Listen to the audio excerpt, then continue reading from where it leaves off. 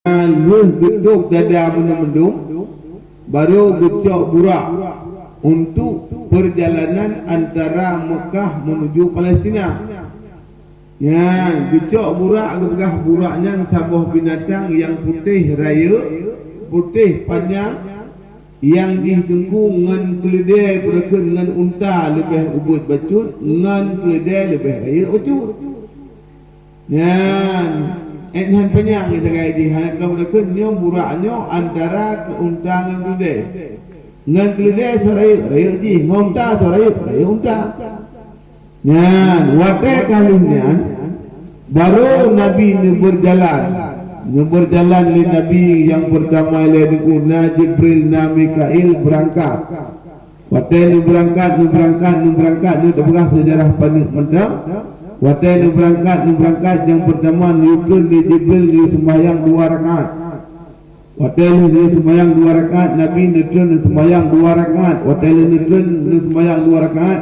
Ditanya oleh Jibril bak Nabi, nah Tuhan hamba ketahui di mana Tuhan sembahyang.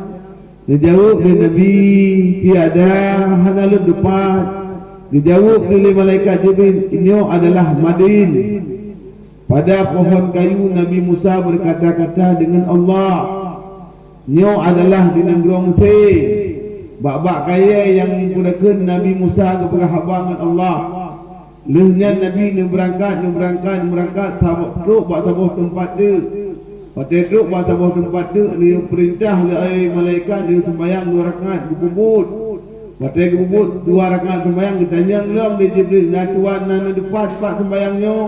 Dia jawab, le pulakan le Nabi hana lu depan. Berpegah le Jibril nyo adalah Tursina. Yang Tursina Allah berkata nama kalam-kalam dengan Allah, dengan Musa. Kemudian watai kalinya niku katuk daripada negeri Mesirnya, kemudian nejak hingga tuk buat sabah umum, makanya ta baginya 2 mahligoy. Watai tuk buat mahligoynya le Nabi ni sembahyang 2 rakaat. Watai lu ni sembahyang 2 rakaat, ketanya dalam Jibril nak kata tepu. Tempat tempatnya dijauh oleh Muhammad hana lum tempat dipegah oleh Jibril nyo Baitul Lahmin. Baitul Lahminnya baikna salah tempat lahir Nabi Isa Jamun. Jadi bak tempat lahir Nabi Isa hanya kehendak dia sembahyang. Ya kau tu yang tempat yang lahir Nabi Isa bak tempatnya.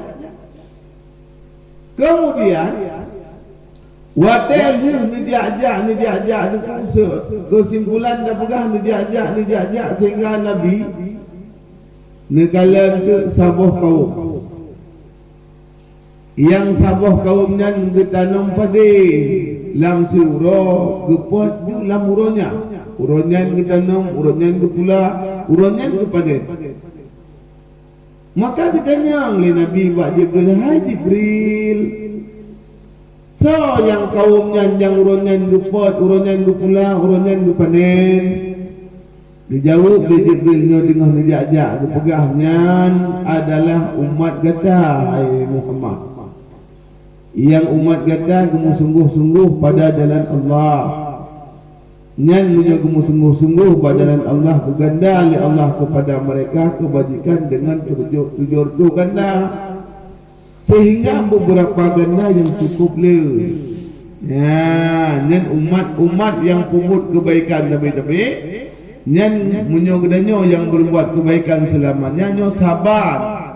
Lagi gedanyo tak semula, ulunyo dah pula, ulunyo dapat. Kalau habis dah pula, kalau habis dapat ke demo yang lain. Nyan ke makna munyo gedanyo debu melakukan kebaikan karena Allah.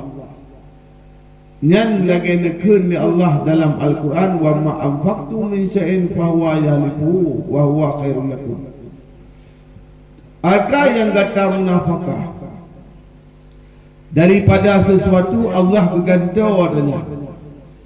Yang gedenya juk kepada Allah, yang gedenya beri munafakah, apakah itu kepada keluarga atau kepada jalan-jalan Allah. Yang Allah berkata dan Allah sebaik-baik daripada yang memberi rezeki adalah Allah.